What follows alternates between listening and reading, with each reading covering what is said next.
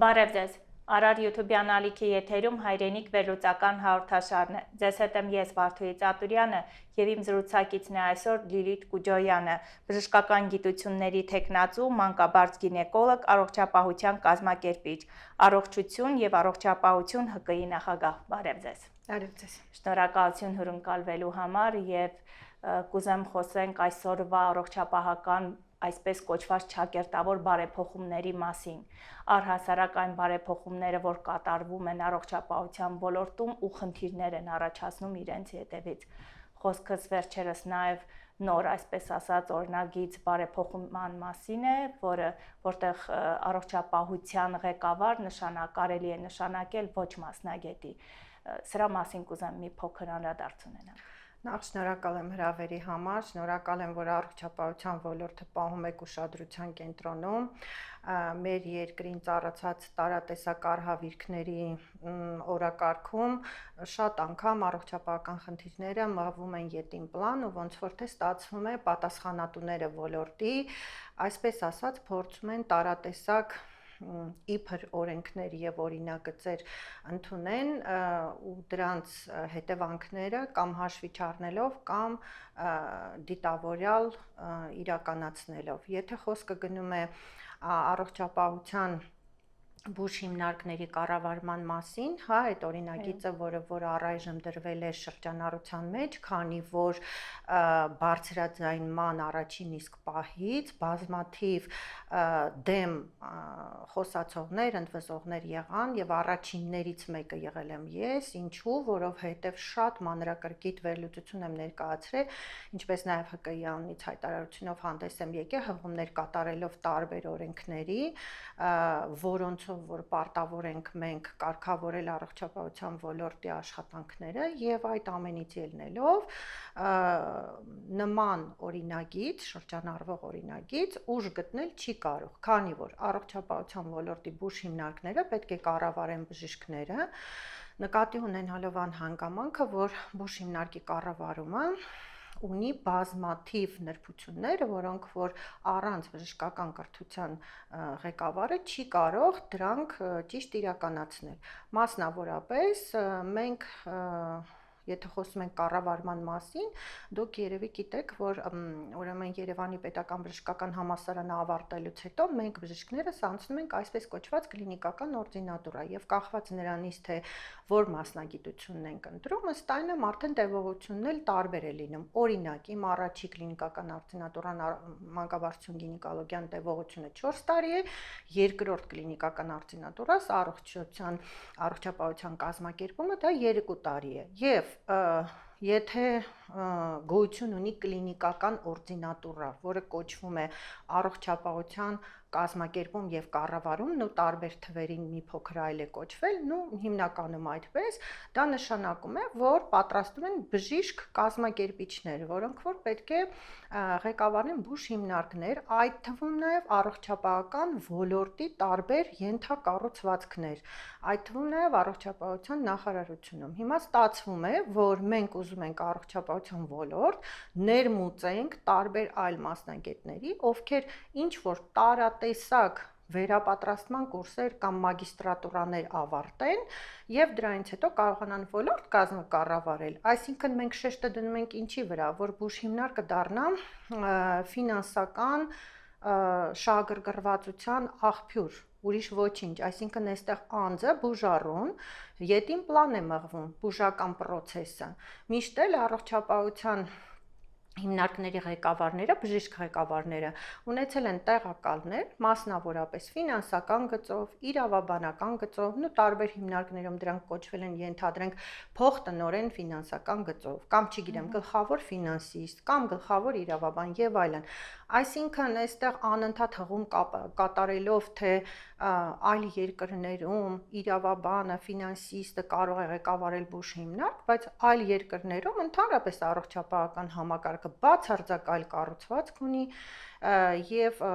վերջապես ցանկացած նորամուծություն, որ անընդհատ ուզում ենք ինչ որ դրսից բերենք ու հարմարեցնենք մեր իրականությանը, դա անհնար է, որովհետև վերջապես կա երկրի առանձնահատկություններ տարաբնույթ։ Բացի դա էլ մեր համակարգը պատրաստ չէ նման փոփոխություններին։ Օրինակ բերեմ, մեծ աղմուկ բարձրացրած նույն էլեկտրոնային տեղատոմսերը, որի դեմ ընդվզողներից առաջիններից էլի ես էի, ինչու, որովհետև համակարգը անպատրաստ, էլի ինչ որ մի բան ներմուծեցին այդ արմետ համակարգ կոչեցյալը, որ նույնիսկ տեղերում, պոլիկլինիկաներում բազմաթիվ թերապևտներ նույնիսկ համակարգիչ չունեին, հետաքրքիր է իմանալ, թե ոնց պետք է ամեն պացիենտի հետ զրուցելու ընթացքում ինֆորմացիան ներմուծեին համակարգչի մեջ։ Բայց այս պահին նաև խնդիր կա, երբ որ թոշակառուն ինքը չի կարողանում 1, 2, 3 անգամ է գնում, որպեսզի կարողանա վերցնի այդ էլեկտրոնային տեղատոմսը։ Այո, հարգելի Վարդուհի, եւ խնդիրը կանում է նրանում, որ բացի դա ժամանակատար է շատ, այսինքն եթե միջինում ըստ միջազգային ուղեցույցների, մոտեցումների տարատեսակ մենք ամեն պացիենտին պետք է տրամադրենք 25-ից 30 րոպե, ստացվում է, որ ամեն պացիենտին դու պետք է տրամադրես 1 ժամ։ Ենթադրենք, ես աշխատում եմ մասնավոր սեկտորում, կազմակերպեմ այնպես, որ իմ ընդունելությունը անեմ ժամը 1 ենթադրենք, բայց տեղամասային բժիշկները, թերապևտները, որոնք աշխատում են կցագրված պացիենտների հետ, ոնց պետք է դա կազմակերպեն, որ կարողանան ընթացքում ապահովել թեկուզ այդ մեծահասակների խնդիրները, շաքարային դիաբետը, զարկերակային գերճնշումը համ հասցնեն, ընդունեն 15-20 րոպե մեկ պացիենտին, համ էլ հասցնեն այդ ամբողջ ուրեմն թղթաբանությունը անել, այն դեպքում, երբ որ համակարգը անդադ այսպես ասած կախում է,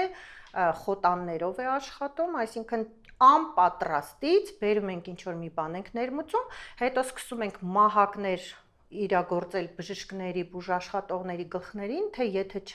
չիրականացնեք, չօգտագործեք, տուժ ու տուգանք կլինի եւ այլն եւ այլն։ Ու այսպես բազմաթիվ խնդիրներ։ Տեսեք, ես հիմա մեկ ուրիշ անդրադարձ պիտի ունենամ, արդյոք սա բժիշկների լռության արդյունքը չէր, երբ որ նախարար նշանակվեց մի մարդ, ով մասնագետ չէր ի սկզբանե բժշկության ոլորտում ու այսօր օրինագծեր է ընդունում, որոնք ձախողում են մեկը մյուսի հետևից։ Խնդիրը կանում է նրանում, որ եթե մենք հիմա կենտրոնանանք, ցավը այն է, որ ոչ մի ոլորտում մենք չունենք իրեն տեղում գտնվող որևէ մեկին, հա, ոչ մի մասնագետը, բացարձակ ոչ մի պատասխանատու նախարարը չի համապատասխանում իր կրթությամբ համապատասխան ոլորտին, այո, նաև առողջապահության ոլորտը, եւ այո, բժիշկների լռությունն է։ Ես օրինակ սպասում եի, որ բուժհիմնարկների տնօրենները շատ ավելի շատ անձինք պետք է աղմուկ բարձրացնեն, չնայած անձնական զրույցներում շատերը ասում են, որ վախենում ենք բարձրաձայնենք, բայց այսպես ասած տեղակալների եւ այլնի միջոցով հատեղ ենք հասցնում, որ դժգոհ ենք, քանի որ դա իր մեջ պարունակում է խնդիրներ։ Բայց իրականում, այո, մեր ընդհանուր, ասեմ մեր ինձ էլ չառանձնացնեմ, ընդհանուր լռության արդյունքն է, որ մենք ունենք այն, ինչ ունենք այսօր։ Ես ուզում եմ անդրադարձ ունենալ նաև մի օրենքի նախագծին, որը անչափահասների, այսպես կոչված աբորտների միջև 8 շաբաթական հղիությունը ընդհատելու թույլատրելի սահման նշագծվեց։ Արդյոք այս պայմաններում, երբ մենք ծնելիությունը արդեն իսկ քիչ է մեր երկրում եւ մենք ունենք խնդիր, արդյոք սա թույլատրելի օրինագիծ է։ Հարգելի Վարդուհի, սա ինձ համար շատ ցավոտ թեմա է, որպես մանկաբարձ գինեկոլոգ եւ որպես հայ կին, ինչու, որովհետեւ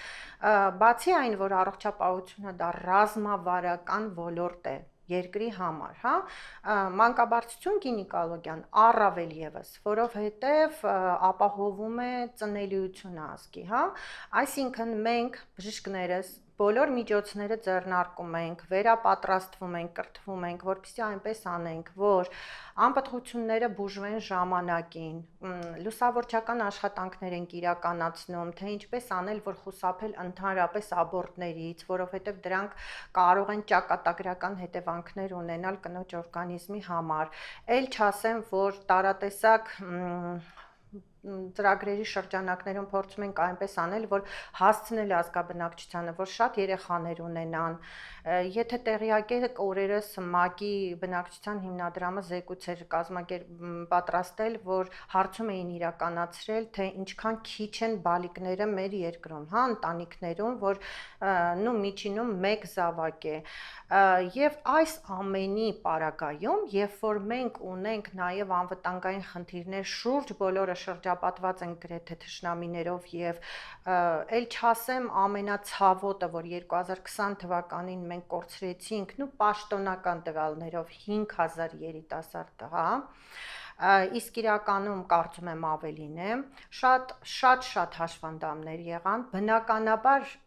համապատասխան քանակի աղջիկներ մնացին առանց զույգերի, այսինքն այստեղ էլ խնդիր ունենք, հա, որ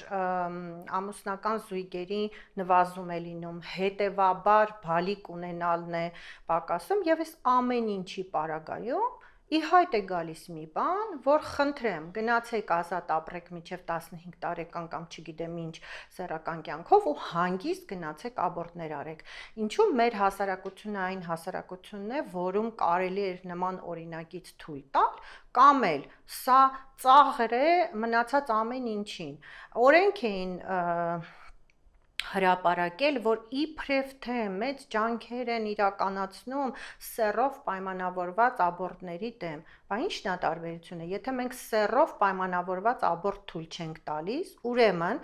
այդ տարիքային խմբի աղջիկներին առավել եւս աբորտ չպետք է թույլ տանք։ Էլ չասեմ, որ ընդհանրապես աղջկա փոքր կոնքի օրգանները վերջնականապես ձևավորվում են 18 տարեկանում։ Մենք հղիություն չենք խորհուրդ տալիս մինչև 18 տարեկան։ Օրինակ մենք ունենք մեր հարգելի փոքրամասնությունները, չէ՞, եզդիները, որոնք որ ավելի շուտ են ամուսնանում։ Հանրապետության օրենքով քրեորի պատժելի է։ Ահա, բազմիցս մեկը ես տարբեր հաղորդաշարերի շրջանակներում ելույթ եմ ունեցել, ասել եմ, որ ցանկալի չէ մինչև 18 տարեկան հղիությունը եւ այլն։ Հիմա փաստորեն ինչ է ստացվում։ Մենք թողում ենք, ասում ենք ազատ սեռական կյանքով ապրեք, հղիությունները ընդհատեք, այսինքն այնպես ենք անում, որ դեռ չձևավորված աղջկա օրգանիզմում ստեղծենք ճակատագրական հետևանքներ հետագայում պլանավորվող հղիության համար։ Սա է, սա ես համարում եմ թշնամական մոտեցում, այլ բան չեմ կարող ասել։ Ուզում եմ նաև այս օրինագիծը մի բանով է մտանգավոր, որ ինչպիսի բարոյական մտածողություն ենք մենք ներմուծում, չէ՞ որ մենք հաշվի պիտի առնենք նաև մեր ազգային մտածողությունը։ Տեսեք, ուր է կորչել, այսինքն ժամանակակից ենք դարձել բարոյական արժեքները կորցնելով։ Անկեղծ ասած, ես չեմ ուզենա այս ձևով լինեմ ժամանակակից, թող ավելի լավ է մտածեն, ժամանակակից լինեն, երկիր ներմուծեն, ժամանակակից զենքեր, ապարատուրա, նույն առողջապահության ոլորտի համար, որպեսզի մենք կարողանանք մեր աշխատանքը ավելի հեշտացնենք եւ այլն։ Դա ժամանակակից մոտեցում չի, դա թշնամական վերաբերմունք է քո ազգի նկատմամբ։ Դա նույնն է, որ տարիներ առաջ, մի քանի տարի առաջ մենք չէինք էլ կարող պատկերացնել, որ կարող է մեր դպրոցներում հայտնվեն նարկոտիկները։ Բա պարզ է, որ նարկոտիկ հայտնվի դպրոցներում, այսինքն ազատ մտածելակերպը լինի սովորական երևույթ, ազատ մտածելակերպի հարակից պայմաններից մեկն էլ ազատ սեռական կյանքն է։ Այսինքն մենք սեռական եւ վերարտադրողական առողջությամբ զբաղվող մասնագետներիցս ոմանք, ցավոք քչերս, մեկը ես, տասնամյակներ շարունակ խոսել եմ սեռական դաստիարակության մասին, տասնամյակներ, որ բարձր դասարաններում պետք է սովորացնել ոչ թե ոնց ապրել սեռական կյանքով, այլ հետագայում հղիություն պլանավորելուց ոնց պաշտպանվել։ Փաստորեն ինչ են անում, այնպես են անում, որ նորից եմ կրկնում, նպաստավոր պայման ստեղծեն, որ հետագայում մենք ավելի շատ խնդիրներ ունենանք, տեղից էլ առկա բարձր ցուցանիշների անպտղության եւ ցածր ցուցանիշների ծնելիության։ Ցավալին այն է, երբ թիրախի գոտում հայտնվում է եկեղեցին ղեկավարների կողմից եւ ներկայացվում է իբրև հավատքի խնդիր է, մենք այս հավատքից ելնելով են այս օրինագծերը ընդունվում, հետաքրքրական է եւ արդյոք իրենց հավատքը թույլ էր տալիս այսպիսի օրինագիծ ընդունել։ սա ինչ է, մեկը իրարամերժ այս process-ները, որոնք ընթանում են։ Գիտեք ինչն է վատը, որ մեր հասարակությունում, մեր առօրյայում կորել են այսպես կոչված հեղինակությունները։ Ես ինքս բժիշկների զավակ եմ ու ես հիշում եմ մոտավորապես մի 20 առավել եւս 30 տարի առաջ ինչ հարգանք պատվի են արժանանում բժիշկները հասարակության մեջ, նաեւ մանկավարժները, հա, եկեղեցին դե ինչքան էլ որ փակ էր սովետական միության տարիներին, միևնույն է, չէ, մենք շատ լավ գիտենք, որ առանձնահատուկ տեղ է գրավել։ Ու երբ որ մեր հասարակությունում սկսում են նվազել հարգանքը հեղինակությունների հանդեպ, դուք տեսեք ինչ է կատարվում համացանցերում։ Վերջերս դպրոցի դասատուի հետ կապված ճիշտ, սխալ, դա չի հարցը, այդ երևույթները, այդ աղմուկները, այդ պախարակելը, այդ անվանազրկելը, մարդկանց ամենաբարձր մակարդակով տարբեր պիտակներ կպցնելը, պարզ չի, որ հերթը պետք է հասներ եկեղեցուն։ Այսինքն բոլոր բնագավառները, որտեղ կարող էին ազգաբնակչության համար լինել հեղինակություններ եւ մարդիկ փորձելով այդ հեղինակություններին օրինակ վերցնելով գոնե թե իրենց մեջ արտնացող այդ սատանայական վատ վարքագծերը ինչ որ մի ձև ճնշեին, հիմա ստացվում է հասել ենք նաև նրան, որ եկեղեցին էլ պետք է պախարակվի, որպեսզի մարդիկ ընդհանրապես կորցնեն իրենց բարոյական կերպարը եւ իրենց մարդկային հատկանիշները։ Այսինքն մենք ինչ որ մի հատ հոծի ենք վերածվում, փառք Աստծո չենք վերածվում, բայց փորձ է կատարվում այդպես անել, որ ավելի հեշտ կառավարելի լինի ու ինչ կրկնում եմ սատանայական օրինագծեր լինեն, բերեն ու ներմուծեն մեր հասարակություն։ Ըստ ձեզ այս ներմուծման արդյունքում չեք տեսնում, որ երիտասարդ սերունդի մեջ, օրինակ մեր մեջ նստած է այդ հիմքը, բայց այն երիտասարդ ով նոր է մտնում կյանք, այս նոր օրինագծերը կարող են իրապես փոխել նրա նկարագիրը, որքան էլ ընտանիքը ազդի։ Ցավոք սրտի իհարկե նման մտավախություն կա, չնայած որ երիտասարդների հետ շփվելով ես տեսնում եմ, որ մենք բավականին լավ երիտասարդություն ունենք ու հետաքրքրվող, իհարկե միշտ էլ եղել են խնդիրներ, բայց մենք պետքա միացյալ ուժերով, այսենց լուսավորելով փորձենք այնպես անենք, որ երիտասարդությունը հասկանա, որ այդ ամենը որպես հիմք, կյանքի տեսություն եւ մոտեցում ընդունել չի կարելի եւ պետք է պայքարենք անպայման անընդհատ խոսենք, որպեսզի այո, մեր երիտասարդությունը, որը որ դեռ խմորային վիճակում է ուղեղը եւ կարող է եւ սխալ ինֆորմացիան ներքաշել իր մեջ, հանկարծ թույլ չտանք, որ այդպես լինի։ Ըստ սա հիմնավոր է արվում, հիմնավոր քաղաքականություն է, որը վարվում է, որպեսզի ամեն ինչ խալխլվի մարդու ներաշխարհում, առողջապահության ոլորտում, մշակույթում, որտեղ մենք մշակութային ոլորտն էլ ենք տեսնում ինչպես է հարվածի տակ ընկնում։ Սա հատուկ ռազմավարություն է, որին չարվի։ Գիտեք, ես քիչ առաջ որ ասացի, թե տպավորություն է, թե փորձում են ամեն ինչ այնպես անել, որ ներմուծեն ամեն վատը մեր հասարակություն, ցավոք սրտի ես ընդհանրապես փորձում եմ, հա, ինձ թվում է ցանկացած գիտակից մարդ, հատկապես առողջ ներաշխարհով մարդ, փորձում է անընդհատ իրենից վանել մտքերը, թե սա ինչ որ կազմակերպված, ինչ որ թշնամական ռազմավարություն է, բայց եթե process-ները ընթանում են տարիներ ի վեր, դու մեկն ես ասում լավ պատահականությունների, երկրորդն ես ասում, բայց դու տեսնում ես, որ ամեն Աստծո օր, այո, մշակույթն է լինի, ինչ ոլորտ ուզում է լինի, չկա գեթ մեկ ոլորտ, որում չլինեն այնպիսի խնդիրներ, որ մեզ չդրթեն մտքի, որ սա արվում է դիտավորյալ, նորից եմ կրկնում, ստեղծելու ինչ որ կառավարելի ու ոչ այդքան լավ հասարակություն, որ ավելի հեշտ կլինի դարձնել կցորդ, ինչ որ երկրի կամ չգիտեմ, ինչ որ տարատեսակ բազա տարբեր վատ բաների համար նույնիսկ լեզուս չի պատտվում, բարձրաձայնեմ, թե ինչեր կարող են անել, բայց փաստը մնում է փաստ, որ նպատակասլաց իրականացվում են շատ ոչ ազգանվեր գործողություններ։ Լավ, ելքը որն եք տեսնում, գիտեմ հարցս դժվար է ու օնլայնված է, բայց ելքը թեկուզ եւ առողջապահության ոլորտում լավ։ Հարգելի Վարդուհի, ես շատ եմ մտածում սրա շուրջ ու ավելորդ չեմ ասի, եթե երևի ճիշտ կլինի բարձրաձայնեմ, որ ես բացարձակ իմ ներաշխարհը անհանգիստ ու խարխուլ է վերջի տարիներին, այսինքն ոչ մի իրեն հարգող կրթված անձ չի կարող հանգիստ ապրել այս իրողությունների մեջ ու ամեն մեկս մեր հերթին մտածում ենք ինչպես անենք, որ այս վատ իրողությունների դեմը, թշնամական երևույթների դեմը առնենք, հա։ Ես կարծում եմ, որ կրկնեմ, հեղինակություններ պետք է լինեն, դա հեղինակություն, դա անձը չի պարտադիր, պետք է լինի ինչ-որ մի գաղափար, մեզ բոլորիս համախմբող, հա, մարդիկ հոգնել են և կուսակցություններից, և չգիտեմ, տարատեսակ շարժումներից, ամեն ինչից հոգնել են, մարդկանց պետք է ինչ-որ մի գաղափար, որի շուրջ իրենք կհավաքվեն, վեհ գաղափար, հա, որ մենք ուզում ենք ստեղծենք այս կարգի երկիր, հայրենիք, Հայաստան, որը որ հիմնված է մի քանի հիմնովի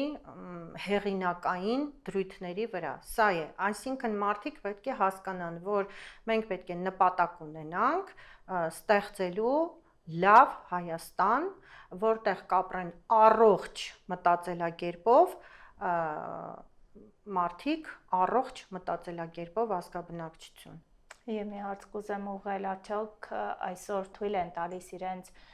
մեր քաղաքացիները իրենց առողջությանը հետևել այնպես, ինչպես որ հարկն է, որովհետև սա խոցելի է, մենք տեսնում ենք բնակչություն, որը բազում հիվանդություններ ունի, վերջո չի դիմում բժշկի։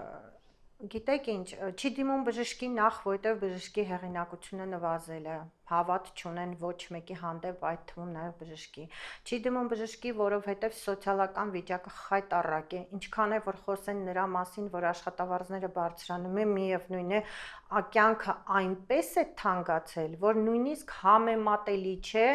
10 տարի առաջվա թանկ երկրների հետ, հա, մարդիկ գալիս են այլ երկրներից, այստեղ զարմանում են, ասում են դուք ոնց եք գոյատևում, եթե մարդը մտածում է առօրյա գոյատևելու մասին, իսկ իր երեխային նվազագույն պահանջները ապահովելու մասին, ոնց կարող է տվյալ անձը կարողանալ գնա պրոֆիլակտիկ զննությունների բժիշկների մոտ, բայց այնուամենայնիվ ես ուզում եմ խոսքս հղել մեր ազգաբնակչությանը, որ ամեն դեպքում չմոռանան առողջության մասին, որովհետև մենք պետք է լինենք առողջ, տոկուն, որպեսզի կարողանանք արհավիրքներին դիմակայենք ու